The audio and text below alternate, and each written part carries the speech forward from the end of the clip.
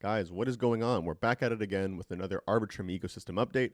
Before we get into things, as usual, nothing of what I say is financial advice. And of course, everything I do say is my opinion and my opinion alone. I am only representing myself and no one I may be affiliated with. That being said, let's jump right into it. So we're going to start off today's conversation with a post by Vitalik saying that by popular demand, an updated roadmap diagram for 2023. And here Vitalik shows an extremely impressive diagram of kind of Ethereum's roadmap, consisting of many different sections or categories such as the merge, the surge, the scourge, verge, purge, and splurge. Tons of different GEs over here. But I wanted to mainly just focus on roll-up scaling. As you can see here on the surge section, it might be a little bit too small for you guys to see, but essentially we're currently at the optimistic rollup fraud prover section, where there is limited training wheels or more in the line of like having kind of a guard set up in place instead of being fully permissionless and fully out there. And then of course he has a section here saying ZK EVMs as well, pretty much showing here that of course, as usual, optimistic stuff is currently a lot more advanced than ZK stuff. I think he actually gives them a little more credit than they probably deserve on the ZK section, making it look a little closer to the optimistic part. But that being said, I hear a lot of people talk about saying that like Ethereum can't scale, or it's only scaling at the L2 layer and L1 is ossified. In all reality, that's far from the truth. As you can see, roll-up scaling, while it is a big part of Ethereum's roadmap, is just a piece of it. So if you look at the rest of this image, it really just shows you how big Ethereum's roadmap for scaling actually is, and showing that not only is Ethereum experimenting on the layer 2 side, but also at the base layer 2. And I think it's really cool because sometimes I think people forget what's going on, and if you don't have resources, honestly, like this video or like Vitalik sometimes posting, you kind of just don't know what's happening. So a form of centralization with information and knowledge sometimes is kind of needed for the masses to know what's going on. Sometimes too much decentralization can actually be a detriment for onboarding people, unfortunately. But that being said, I'm really excited to see the Ethereum roadmap continue to explore and kind of get bigger. I mentioned in another video, like a lot of L1s are coming through in the next year or 2 years, like definitely during this bull market. I think we're going to see a lot of a lot more layer 1s popping up. Avalanche, Solana, even some of those guys maybe even getting back a little bit of market share, a little bit of mind share.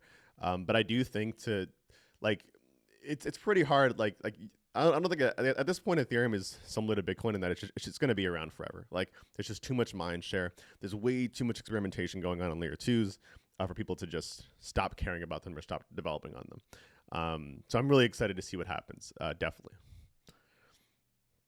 I wanted to move on to this section, this post over here, because it does relate a little bit to that.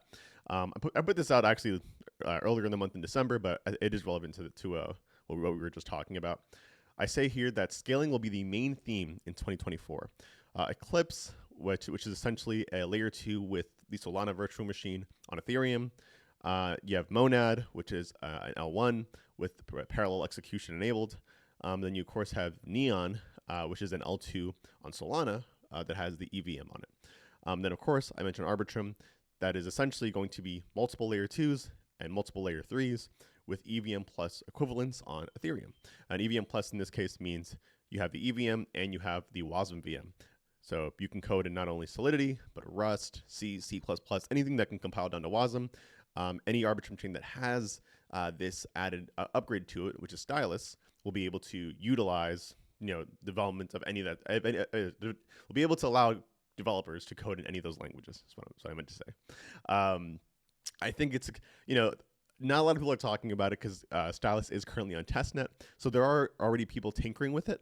But it's pretty incredible the amount of I think you're going to see a lot more mindshare kind of cultivating around Stylus once it actually goes live, at least on an Orbit chain or another Orbit chain, especially as well maybe when it starts hitting the Arbitrum DAO's forums to potentially be approved to go through on the main chains. But I do think even beforehand, like the really cool thing about the way Arbitrum is scaling now is that parallel execution is, by the way, is like one of the narratives that is kind of being spun up and talked about now.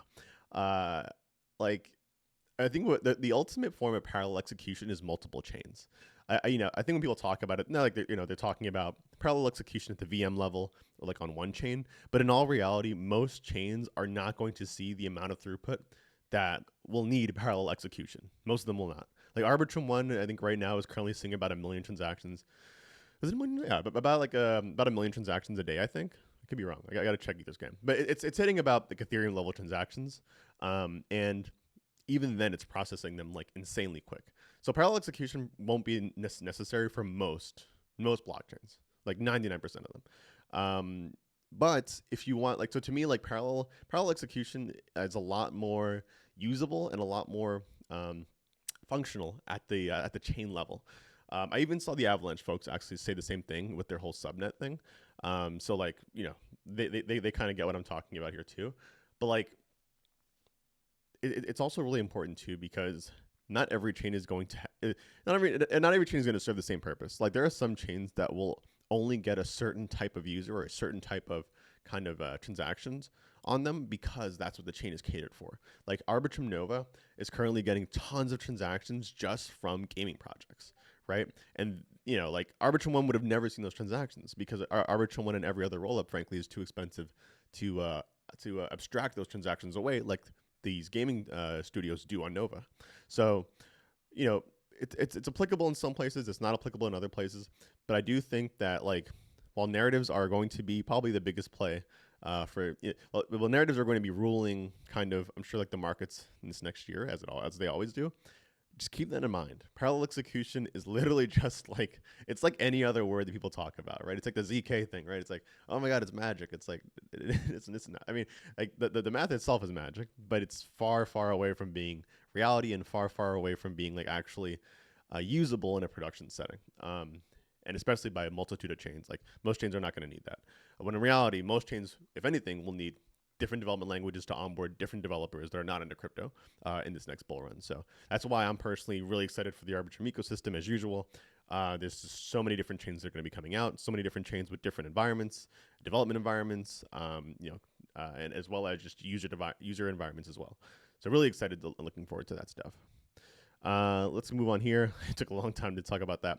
I just wanted to end today's actually off with the experimental incentive system for active Arbitrum DAO delegates. I'm not going to read this entire thing, and I only bring it up because it was active about a day ago. People were kind of commenting and giving their 2 cents on this entire thing. But the idea here is that the Arbitrum DAO is currently autonomous, right? The Arbitrum DAO is essentially controlled by people who hold ARB tokens, as well as their delegates. So I think currently, the Arbitrum DAO was created back in March 2023. In its current form, it definitely needs to have a lot more mind share. There's already a ton of mind share with it. And in terms of like technical kind of like diversification, and in terms of diversification of like the actual people who vote and actually contribute to it, it's pretty high up there. Like you'd be surprised. There's a lot of people that are contributing to the Arbitrum DAO, and it's beautiful to see. But I would love to see more people active and actually delegating, more people active in the forums, and a lot of that other stuff. So I'd implore you, whoever's watching, if you are interested in getting into crypto, you're interested in DAOs, interested in kind of decentralized organization, definitely take a look at the Arbitrum DAO's forums. This isn't passed, by the way, so it's not like you'll start delegating tomorrow. You'll still start being active tomorrow and you get paid the next day. That's not how it works.